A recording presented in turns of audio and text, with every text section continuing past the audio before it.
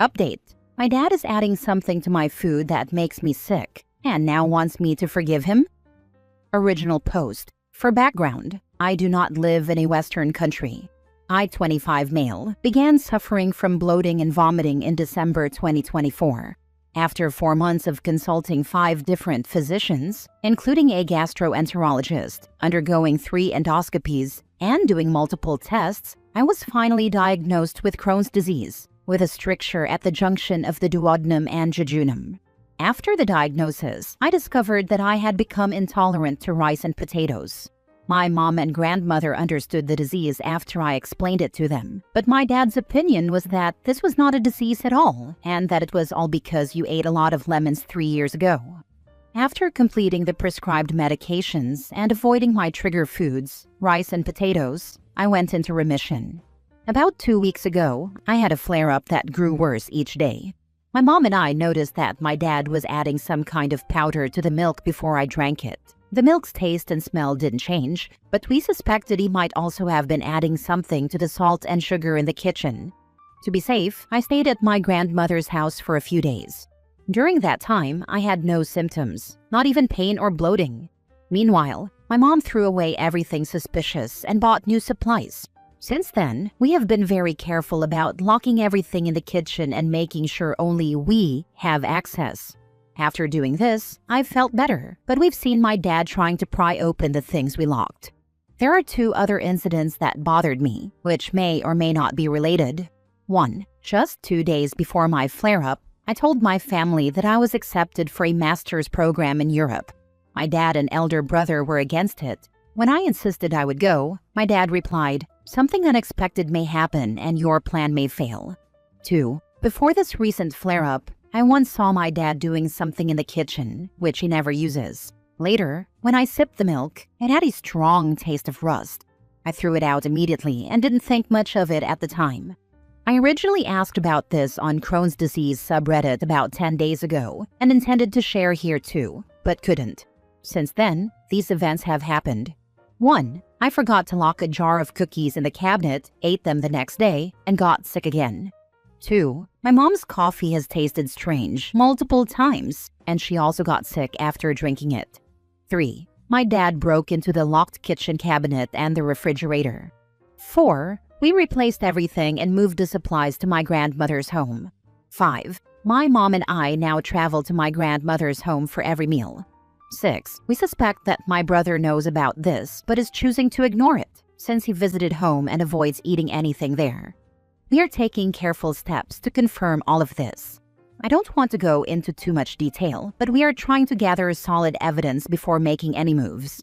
Please let me know if I'm overthinking or what steps I should take next.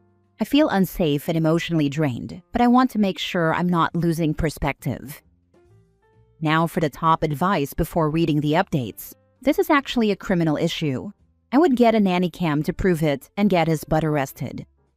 Hell yeah, it is. Sabotage isn't a narc's wheelhouse as it is, but it's not unusual for them to take it to the point of goddamned big boy crime, including murder. If they've got an agenda and slash or they've suffered a narcissistic injury, then they really get into sicko mode. I don't think your dad is just a narc. I think he's a freaking psychopath who is poisoning you and your mom. I do not understand why you and your mother don't leave. Go stay with your grandma permanently. Move away and never look back. He could end up killing you. The line between narcissists and psychopathy is sometimes pretty thin, but deliberately causing physical harm is more psychopathic.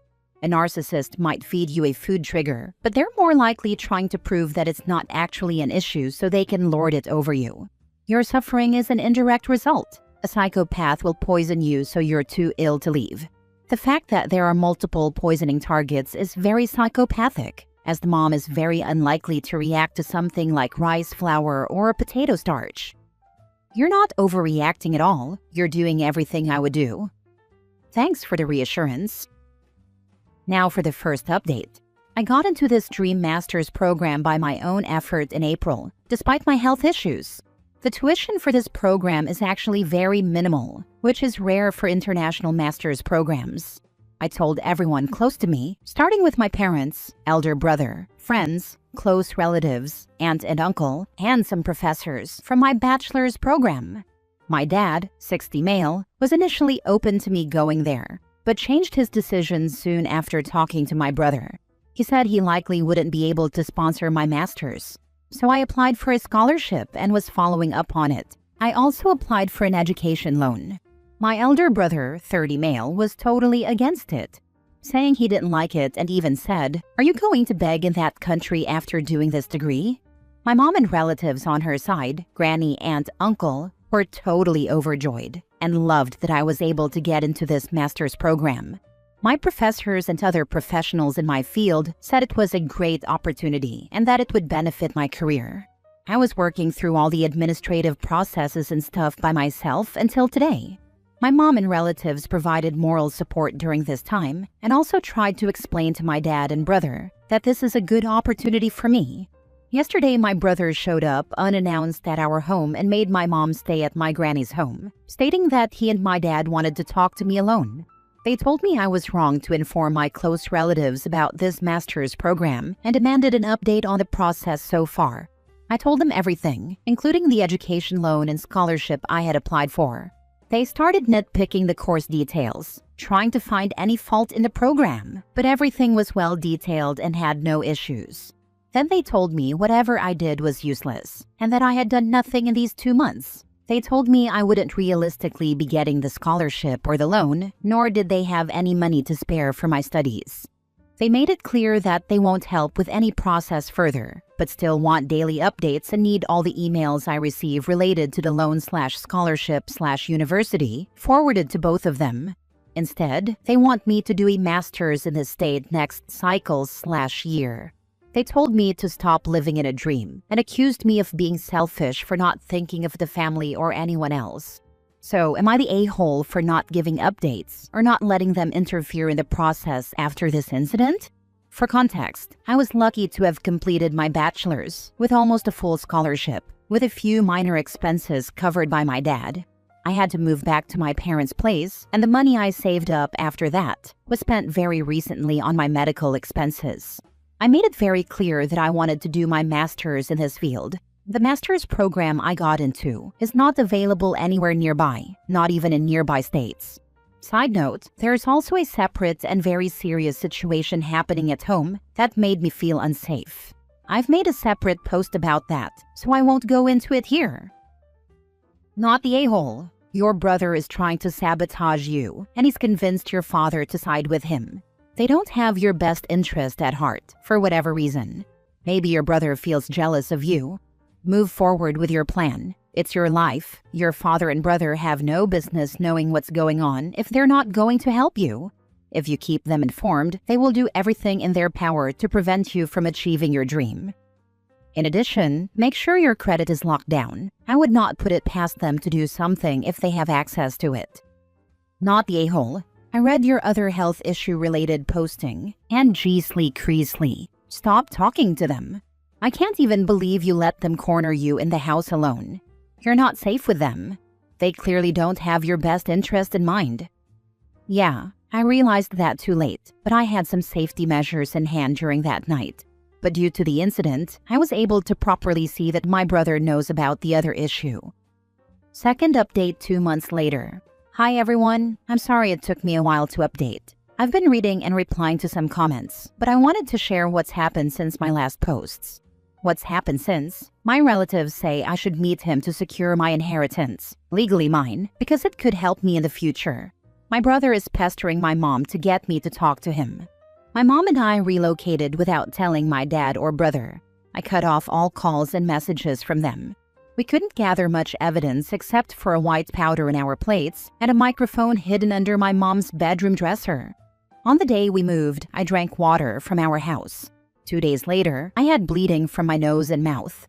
Blood tests showed that both my mom and I had elevated, almost identical levels of strontium and vanadium.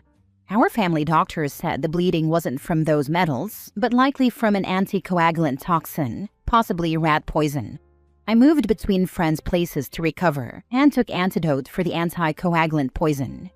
Since I moved, my scholarship and education loan were both canceled, and I'm almost certain it was through Dad's influence.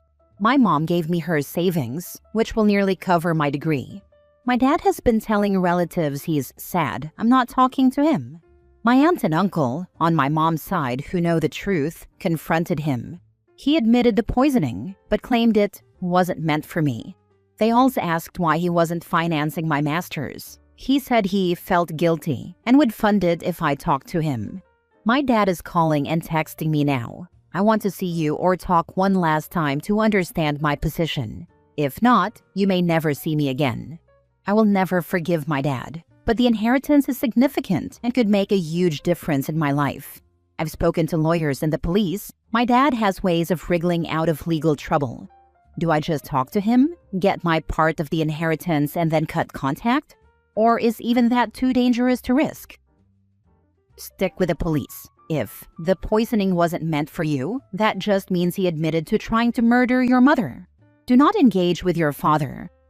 I hope you have that in writing or recorded somewhere. It is an admission of guilt. Sadly, they didn't record the conversation. I'm tempted to call and record him admitting all that stuff, but as you put it, I value my mental peace more. That he wants to see you or talk one last time should be interpreted as he wants to see you for your last time on Earth. That inheritance isn't going to matter if you're murdered before you can spend it. The man poisoned you. He wants you gone. I never thought of it like that. I just thought he was emotionally blackmailing me by telling me he's going to die. He'll use that inheritance as a carrot for the rest of your days. Don't be tempted to play according to the rules of a man who tried to poison you. Narcs always play this game with potential future inheritance. They'll never, ever, ever actually give it to you though. They'll make you jump through hoops. They'll hold it over your head. They'll remind you that you aren't allowed to have thoughts and boundaries. Then they die, and you learn they spent it all already, decades ago. Or that they left it all to their favorite homeless rat charity. Anything but being a reasonable, supportive parent. Now for the last update. Just to clarify, I was considering talking to him over a voice call. I was never planning to meet him. Also, I'm in a different state, far away from him. Thanks for all your support and advice. Here's what happened the week following this post. I explained to my close family why I can't and won't ever talk to him in person. The comments were really helpful to get my point across. We all agreed that if he pesters my aunt's family again, they'll call me and I'll just say to his face that he poisoned me. And that's why I won't see him. Homan, Dad, called Brat brother and cried that he was wronged by us. Brother traveled to my home city, argued with my mom, granny, and aunt's family for 2 days. He again made it all about himself, saying, I didn't inform him this and he would have helped me to his best if he'd known. And me and my mom isolated him by not telling him this important incident. If you know, you know, from previous posts. Brat told them that doctors didn't know anything about poisons and were exaggerating it, saying they probably didn't study properly in med school. He also tried to take a look at all the evidence we have, saying he wanted to know. They avoided it, saying everything's with me. Both Homan and Brat tried to give various reasons and find different ways to make me come home. Uncle called me that day, and as planned I told Homan calmly that he poisoned me and cut the call, as I didn't even want to talk to Brat. Homan acted as if nothing had happened before I revealed it, and continued to act innocent. After the call, Homan stated that he won't give me my part of the inheritance as I wrongfully accused him, just as many of you said in the comments. The very next day, Homan changed the locks to the house we lived in before, and my uncle somehow managed to get the clothes and stuff we left there. Homan has told multiple people to convince me to come home. I didn't falter in my resolve. Brat, however, has become silent and returned to his city. I was only able to give a summary of things. I'll post a detailed update after things settle down a bit on my side. Thanks again for all the support. It really helped me stay grounded. Last story. My son called me Dad for the first time yesterday, and no one else will ever know how much that broke me. I, 28 male, have been raising my nephew since he was 3 years old. My sister, his mom, struggled with drug addiction and eventually left him with me one night, saying she'd be back in a few hours. She never came back. At first I thought she just needed space or time to clear her head, But as days turned into weeks, it became clear she wasn't going to return for him. His father was never in the picture, so it was just me. Child Protective Services eventually got involved. They told me they might have to place him in foster care, but I couldn't let that happen. I already had a tiny apartment and a steady job, so I fought to keep him. I filled out every form, went through every home check, and promised them I would be the one to raise him. They were skeptical at first since I was young and single, but in the end, they allowed me to keep him under my care. That was the hardest, most stressful fight of my life, but also the most important one. He's 7 now, and every day since then has been about making sure he feels safe and loved. I've always made sure he knew I wasn't his dad, just his uncle. I've been honest with him about that from the start because I never want him to feel lied to about where he came from. But I've also always told him that I love him more than anything. Every time he makes a card at school, Father's Day, my birthday, or just because, he writes, "To my uncle," or "You're the best uncle ever." And that has always been enough for me. I never wanted to replace his parents, only to give him the love and stability they couldn't. Yesterday, we were curled up on the couch watching a movie. It was one of those lazy evenings where he had his blanket, his stuffed dinosaur, and a bowl of popcorn that he barely touched before getting sleepy. Halfway through the film, he started nodding off against me. Just as he was drifting to sleep, he whispered, almost too quietly to hear, "Love you, Dad."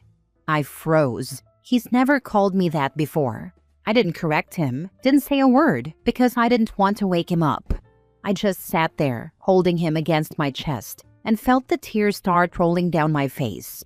I cried quietly so he wouldn't hear, but in that moment, I felt like my heart could burst.